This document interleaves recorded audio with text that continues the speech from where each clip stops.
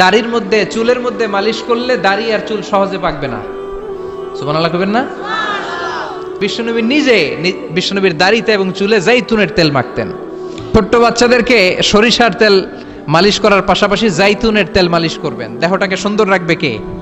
এর যে bad cholesterol আছে, এই ব্যাড কোলেস্টেরলের পরিমাণ এই অলিভ অয়েল কমিয়ে দেয়।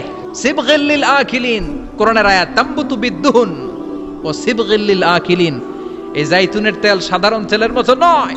এজন্য বিশ্বনবী বলতেন, ওয়াদ্দাহিনু ফাইন্না ফিত তাদহিনি বারাকাহ। তেল খাও, তেল দাও, তেল মালিশ করো, তেলের ভেতরে বরকত ঢুকিয়ে দিয়েছে কে? জাইতুন তেলের ভেতরে আল্লাহ তাআলা বরকত ঢুকিয়ে দিয়েছে। দেহের মধ্যে যদি জাইতুনের তেল মালিশ করেন, দেহের কুচকানো ভাব, তাড়াতাড়ি বুড়ো হয়ে যাওয়ার বার্ধক্যের যে ভাব আছে, এই ভাব দূর করে দিবে কে? এজন্য বেশি বেশি জাইতুনের তেল ইউজ করতে রাজি আছেন তো? হজ উমরা করতে যারা যাবেন, জাইতুনের তেল নিয়ে আসবেন, জাইতুন কিনে নিয়ে আসবেন। বিশ্বনবীর 63 বছর বয়সে বিশ্বনবীর চুল আর দাড়ি এই সবগুলো মিলে দাড়ি আর চুল পেকেছিল মাত্র 20টা। কয়টা? হাতে গোনা যেত। সাহাবারা বলেন বিদআউ ওয়া 20, 20 বা 20-এর কম বেশি দাড়ি বা চুল বিশ্বনবীর পেকেছিল। Everyday, all the time long বিশ্বনবী জাইতুনের তেল মালিশ করতেন।